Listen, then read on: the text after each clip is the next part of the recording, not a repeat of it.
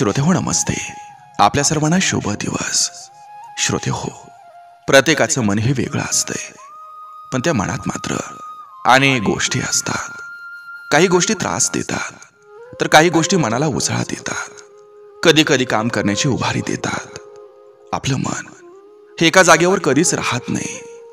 त्यावेळी आपल्या अंतर्मनाला आपण विचारलं पाहिजे की काय बरोबर आहे आणि काय चूक आहे. कदाचित श्रोते हो, आपल्याला आपलं उत्तर नक्कीच मिळेल.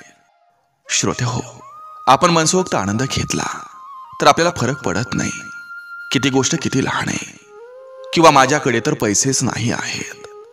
पण श्रोते हो, पैशाशिवाय सुद्धा आनंद घेता येतो. फक्त आपलं मन हे स्वच्छ असलं पाहिजे आणि साफ असलं पाहिजे. नक्की विचार करा. चला, आजही आपल्यासाठी सुंदर विचारांची ही शतोरी, ही मालिका अशीच पुढे घेऊन आलोय.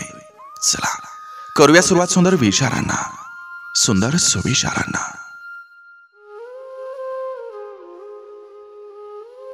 आपल्या बायकोची काळजी घेणारा गरीब नवरा छोट्या छोट्या गोष्टींसाठी बेइज्जत करणाऱ्या श्रीमंत नवऱ्यापेक्षा कितीतरी पटीनं जास्त चांगला असतो.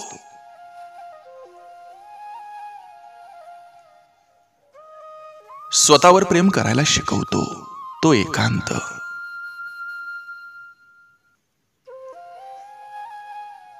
भेटीशिवाय औषध नसतं काही आजारांना.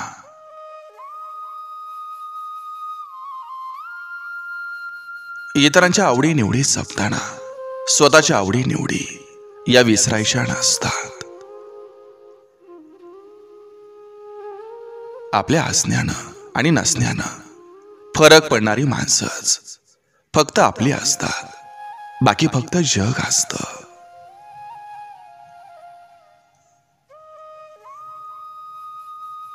डोळ्याला आवडतं ते प्रेम नसतं, मनाला भावतं ते प्रेम असतं.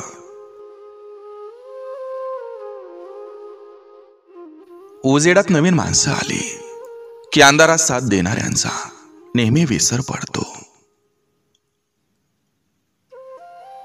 एकांत तसा अनेकांना छळतो, त्यातला गोडवा मात्र काहींनाच कळतो. कधी कधी समोरच्याला सल्ला नाही तर साथ हवी असते.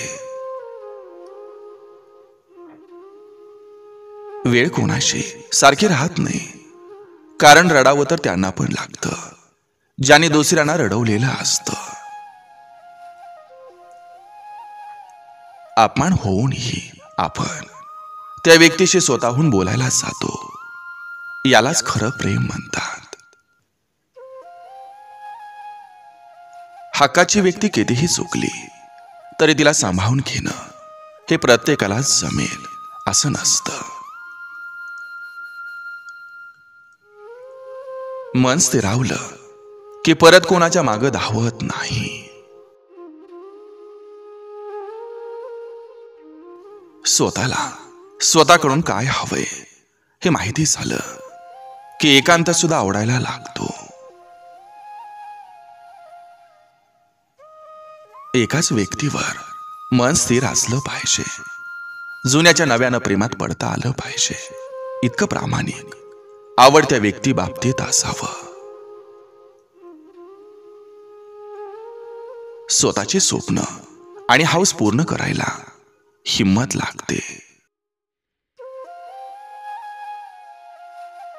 नात्याला पुढे नेण्यासाठी एक पाऊल पुढे टाकावं लागतं आणि ते पाऊल बाईच्या जातीनं टाकलं म्हणजे बाईचं महत्व कमी होत नाही, उलट सर्वांच्या नजरेत ती श्रेष्ठ ठरते. चुकल्यावर समजवणारा आणि रुसल्यावर मनवणारा व्यक्ती आयुष्यात कायम हवा असतो. आईनंतर पुरुषाचा सर्वात मोठा आधार त्याची आवडती स्त्री असते. एकमेकांना शेवटपर्यंत जपण्याचा प्रयत्न हे दोन्ही बाजूने असतील तर ते नातं कधीच तुटत नाही.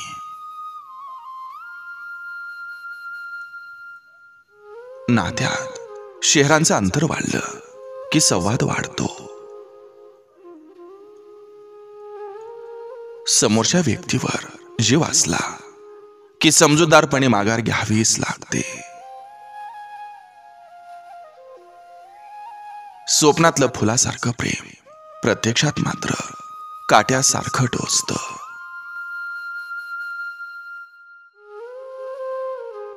एखाद्याच्या आयुष्यातून निघून जायला परिस्थिती नाही, तर त्या व्यक्तीची वागणूक कारणीभूत असते. जगण्यापेक्षा मरण्यालायक क्षण जास्त समोर येतील. आपल्याला त्या क्षणामध्ये जगणं शिकायला हवं. चांगला चहा आणि चांगली माणसं सहसा लगेच मिळत नाहीत. पैसा फक्त तुमचं राहणीमान बदलू शकतो, तुमच्या व्यक्तिमत्वात असलेली तुमची लायकी नाही. सोय बघून केला जातो तो व्यवहार, आणि गैरसोय बघूनही केलं जातं ते म्हणजे प्रेम. आपलं हसू जपणाऱ्या गोष्टींना नेहमी सांभाळायचं असतं. आहे ते सांभाळता आलं की पाहिजे ते लवकर मिळतं. काही गोष्टी या सोडवण्यापेक्षा सोडून दिलेल्याच बऱ्या असतात. कधी कधी नातं आणि व्यक्ती ही गमवायची नसते, म्हणून प्रेमाला मैत्रीचं नाव देण्यात येतं. कोणाला लांब नाही करायचं. ज्याचं मन भरलं ते आपोआप सोडून जातील. जे सोबत आहेत त्यांच्यावर रुसण्यात वेळ वाया घालवू नका. नात्यांमध्ये भांडण तर होतातच, पण महत्वाचं असतं ते नातं तुम्ही प्रेमानं सांभाळता की रागानं सांभाळता. खोटेपणाच्या जगात खरा जोडीदार मिळायला भाग्यच लागतं. सावरणाऱ्या हाताने योग्य वेळी सावरलं की वळणावरील पावलं सहसा वाट चुकत नाहीत. एकानं सांडलं तर दुसऱ्यानं आवरायचं असतं. पुढचा आवरतो म्हणून परत सांडायचं नसतं.